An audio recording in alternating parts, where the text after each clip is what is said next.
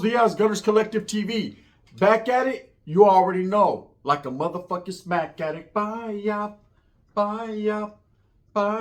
In the menudo style in direct fashion, you see the thumbnail, so you already know what it is. We're going to get straight into the content of the day.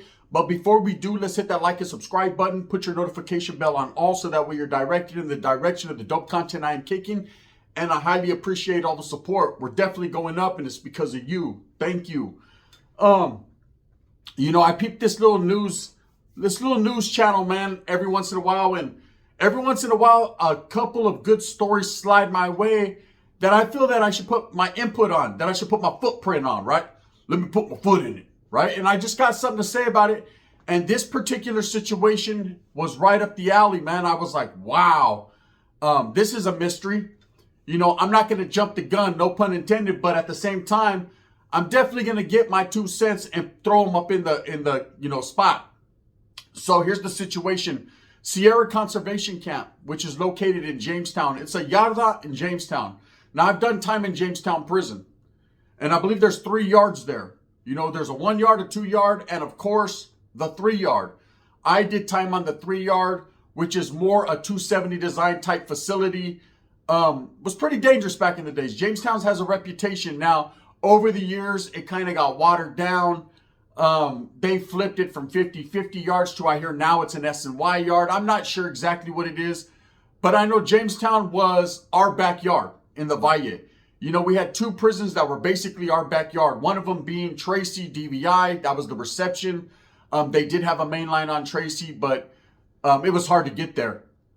But that was a spot that you wanted to go to if you're from the Central Valley, because your visitas were on rotation, man. You can get visits. You were close to home. You were breathing the same air that smelled like cow shit. Yeah, you would be there, right? In Jamestown being one of these places as well. It's in Angels Camp, which is right outside of Stockton. So you hit up a dirt road and boom, next thing you know, you're in Jamestown. So it was also a spot that you wanted to be in if you're from the Central Valley. Having done time there, man, I can tell you it's no different from any other prison, other than it was kind of a programming facility when I was there. It was a 50-50. Nobody was really doing anything, man. There was your basic fights, but I didn't really see any stabbings or people really getting hit like that. So anyways, the level 2 yard Sierra Conservation Camp, these guys were like forest fighters. That's what we used to call them. Fucking Smokey the Bear, right? These vatos were over there fighting fires. It was more dorm. I heard it was like a dorm setting. It was kind of like a camp. And I remember a long time ago, it wasn't a good yard. Having been in Tracy a long time ago, for the Norteños, it wasn't a good yard. We couldn't function on them yards. If we end up going to that yard because of our points were level 2, we were to get off, get off on someone. We just couldn't function on that yard. They didn't really send too many homeboys there. Not that I could recall or remember. Everyone that I pretty much fucked with was level 3 or level 4. That just was it. A bunch of YA babies, a bunch of guys that were actively gangbanging. Just never got action at a level 2. But if your points did drop and you did get action at level 2, that was someplace that you didn't want to go. I don't know why. I don't know what happened, but just wasn't a good yard. But I used to hear about it being in the level 3 yard. They used to be like, hey, the guys from Sierra, they're going out to fight fires, or they're doing this and they're doing that. And we kind of paid them no attention. It is what it is. Where you could be in the same prison as somebody on a yard and never ever see them for the rest of your life, because all yards are separated unless someone gets moved there, or you happen to fucking pass them and say a medical facility outside of the building, outside of the fence or whatever. But this place wasn't like that. So anyways, on January 20th, which is the other day, I guess they're saying some inmate named, I think his name was Larry Ransom. He was a black guy from LA. Was in Sierra Conservation Camp, which is basically the level 2 yard. And they're saying he brutally sexually assaulted a CO there. That he was able to somehow manipulate his way into the control center, right? And stay there all the way from 9:30 in the evening on Saturday, all the way to 2 o'clock in the afternoon on Sunday. Now, how the fuck does that happen? Okay, in order to explain how I feel, I got to explain the control tower. Guard! Y'all motherfuckers lying, eh? Right? The control tower or control center is the nerve center of the prison or that building, okay? Every building has a control tower. And inside that control tower are going to be bunch of buttons. Don't press the red one or you won't get an everlasting gobstopper, right? That's the nerve center, meaning that's the control of that particular unit or that prison. They have a main control center for the whole prison that controls all the gates and, people going in and out, and then they have the control center within the building that controls the doors within the building. They got to pop your doors so you can go on movements, go to chow, whatever. If you're in a dorm setting, of course, that control center controls the door to go in and out of that building. Now, most of them are encased in glass. A lot of them are encased behind a mirror glass. So that way, if you look, or they're very kind of a tinted window, you can't really see too much. They're kind of private, right? And a lot of them are elevated. So they're up a little bit so that they can oversee everything that's going on, but you can't really see in. So usually what happens I've done gym living, meaning it's dorm setting, but it's in a gym.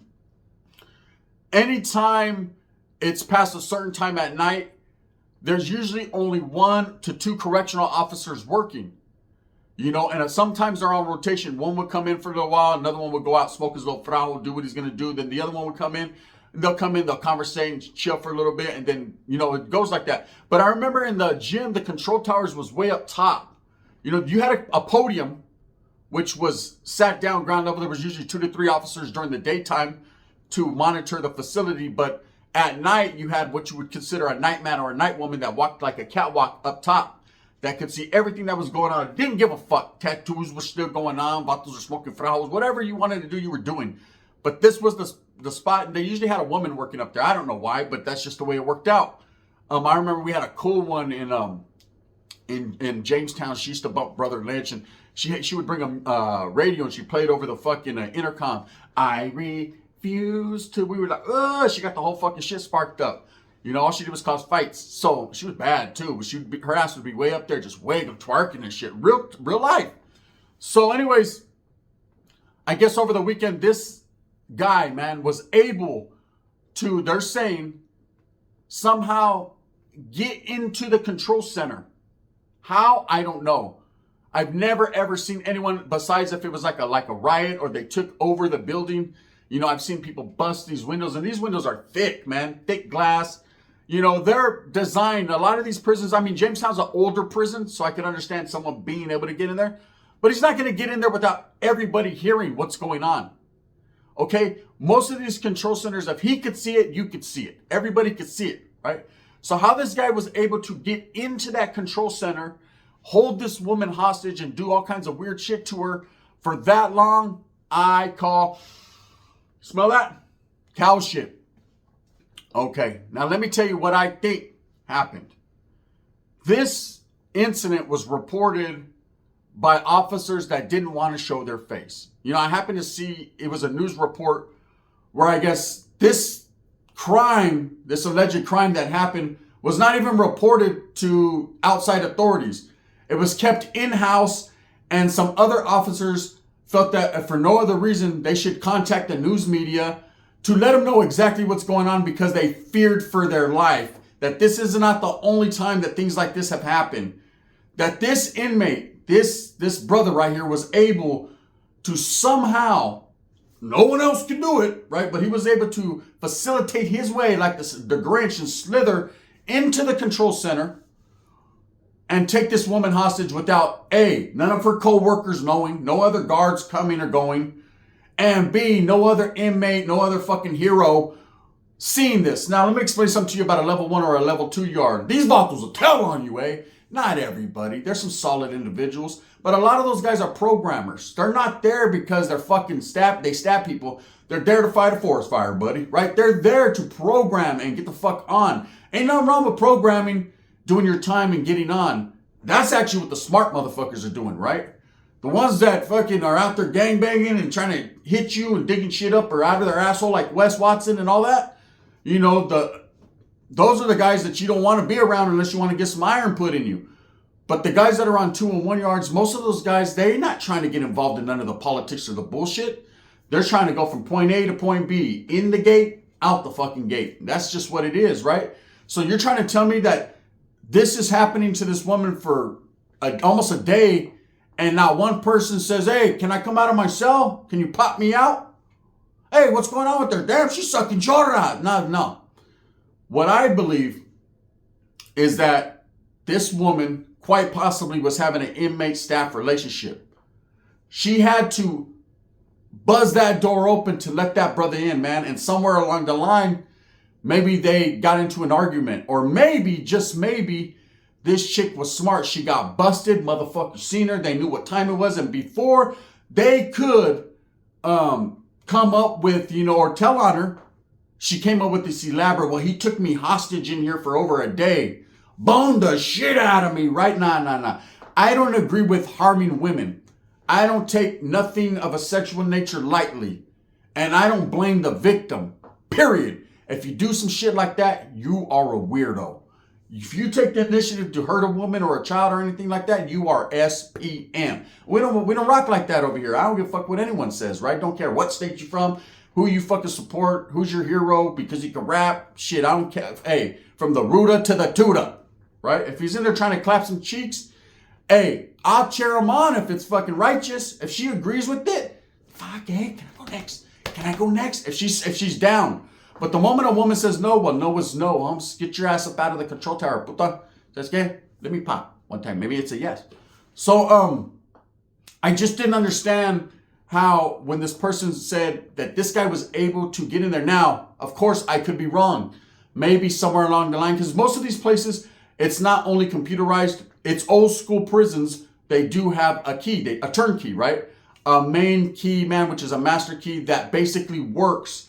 And that key is made because back in the days in these places, when they modernized them and they added computer systems and whatever they did, either a lot of people are still old school or they needed a master key just in case to override that system. You understand this is a prison still. You have to be able to make sure that guys are where they're supposed to be. And the old school style, which is, hey, old school is always better, right? The key. So maybe he was able to come across this key, slide in there, and for almost a day straight sexually assault this woman. But I highly doubt that, man. See, people that have not been incarcerated, and of course the news media put that out there, that story out there, because an officer called in, blurred their face, didn't want to be fucking recognized, and said, we're always getting assaulted. We fear for our lives. Best believe, man, if this happened one time, once, just one, the wind's blowing, just once in any prison I've ever been to, including Jamestown 3-yard, right? These cops are going to beat the holy shit out of you. There's no way this is just going to happen and it's not going to, someone's getting their shit broke, straight up. They don't play like that. Most of these correction officers, man, are just as vicious as the inmates. And I'm telling you right now, if you disrespect one, if you try to play one out of pocket, if you think you're going to fucking punk one or beat up on one, you're not going to do that lightly. They're not going to take it lightly. You're going to take a little elevator ride or a walk to the motherfucking oil. And on that walk, you're not going to be able to walk. Legs are gone. It's going to be about 4 big white dudes and a brother that thinks he's white, right? And they going to do some bad, horrible, medieval shit to you. It's going to be like Kill Bill or Pulp Fiction. You know what I mean? Don't tell nobody. It's going to be crazy. I'm telling you. Vatos that assault officers while incarcerated, they be hitting a motherfucker like, damn, what the fuck, dude? And that's not tears of joy. That's tears of fuck. They're about to do bad things to me. Anyone that's been locked up will tell you. So if this actually took place, this guy right here is one of two places. He's either gone or he's got a black guy with 2 black guys right now sitting in the oil like, hey, what's that in my oatmeal? That's caca. They'll tell you that's a piece of shit. We put it in there. Hardy, har. Straight up. They don't play. You heard an officer, you're in there for killing a cop, anything like that. It's going to be a rough road for you. And anyone incarcerated will tell you they know, or anyone that's been locked up. So for this guy to be able to fucking slide his way into the control tower and do this to this woman, I don't think so, man. Let me give you a perfect scenario of what I think. And I could be wrong, man. And again, I'm not minimizing the situation. If it did happen, wow. Fuck, I never seen that before. But I think she was having an inmate-staff relationship. I think that maybe this guy knocked her, right? And somewhere along the line, you know, they got caught, someone seen them and she covered up her name, or they got into some type of argument and he put fucking hands on her. You know, not every man's perfect. There are some men that are very abusive to women. It's not good. I don't condone it. Shit happens though, you know, and maybe he did that and then later on, but it's just hard for me to understand why no other officer within these fucking 10, 12, 13 hour span of time didn't come in to check on her. Usually these cops are coming in rotation. I'm telling you, even when I used to be in the dorm in the gym, fuck, bro, I sleep lightly, right? So any little sound, I'll be up because that's where Vatos will wiggle. Especially on them 50-50 yards or whatever. Vatos fucking got a drug deal or something, they'll book you while you're sleeping. Hey, you call it a cowardice act, they're just trying to get on down the road, hey? That's just how it is, right? So you got to be aware, on point. So, man, late night, I'd be up, 3, 4 in the morning. What the fuck's going on? Hey, I heard some fucking... Oh, shit, that's just 2 dudes back there boning. My bad. None of my business, right? But no, on a serious note, any little thing would wake me, and I'd see cops coming in. They'd be conversating, laughing, and they're cold, disrespectful motherfuckers, too. They are not trying to be quiet. Like, shh, they're sleeping. They're for reals? She gave you my mom. You're like, hey, shut up, puto. Hey, fuck you, I'll kill you, right? They're different. So there's no way that for me to understand or even, you know, maybe prisons change nowadays. Maybe, I don't know. Maybe no one gives a fuck about what's going on around them. I guess maybe it being a level 2 yard, everyone was just trying to do their own thing. And, oh, yeah, don't even care about the chick that's fucking getting bumped for 12 hours in there against her will. Nah, it has nothing to do with us. Believe me, there's a bunch of Captain Save-A-Ho hero motherfuckers in there that have been trying to slide in there and snatch that black brother up, man, and save her so they can get some time knocked off their sentence because they want to go home. God forbid they have to do the last 2.5 months. Right? So, if this, and I'm not making light of the situation, man. I'm just having a little fun this morning. So if this happened, it's a cold thing. You know, and that brother's in trouble. They're going to do bad shit to him, especially it made the news now. Because what that does is it makes everyone that works at that facility, all these correction officers, it makes them look bad, makes them look like they weren't doing their job correctly, makes them look like they're victims, and they need to establish some ground rules and some superiority, because that's one thing you'll know about prison that I understand. There's places you would go like Susanville, Corcoran, even Tracy, where these cops are not to be messed with, man. That's why you don't fraternize with the K9. You don't sit there and conversate. You think they're suckers, man? You think they're all punks? Nah, a lot of them aren't. There are a lot of autos that just scrape by with a GED and they got a pot belly. They're a pot belly pig and they went in there and they got a job and they think they're all tough and cool. And those guys get weeded out and whacked or they get hurt. But the OG motherfuckers with the big old whip, the curtains, the shades right here, the big old Rorschach, the fucking lentes, the ones you never see their real eyes, right? They're walking around with the tattoo on their neck. Leave them correction officers alone. Because they will correction you. They'll correct you. I've seen it in Tracy. You know, I seen one dude, just like the movies, man. It's hard to believe. One guy talking shit. There was a guy named Nick there. He was a black guy. Bald. He was on J-Wing, man. Maybe those that remember him. But just a little Mexicano, short. You know what I mean? Did his own thing. He was a sergeant. So he ran that building, J-Wing, at that time that I was there. And this one dude, this black dude, got crazy with him. Was like, hey, bro, he wanted a cell move. Dude was like, nah, I can't do that. I get with you on another program. You know what it is. If they say, I'll get with you, I'll talk to you later, they ain't gonna do that shit, right? But this brother was not taking no for an answer, so he was going in, and he disrespected that fucking correction officer, like, man, I'll whip your ass, take your shit off, like everyone always does, like the movies. If you wouldn't do shit to me if you didn't have that gun on you, that dude took that shit off, went in the cell, and beat the shit out of him. That motherfucker sounded like Shaggy was putting hands on Scooby-Doo and the rut-row raggy. Yeah, he rut-row raggied him, took his Scooby snacks and bounced. Looked at my cell like, you want some? I was like, damn, bro, you won. And that was it.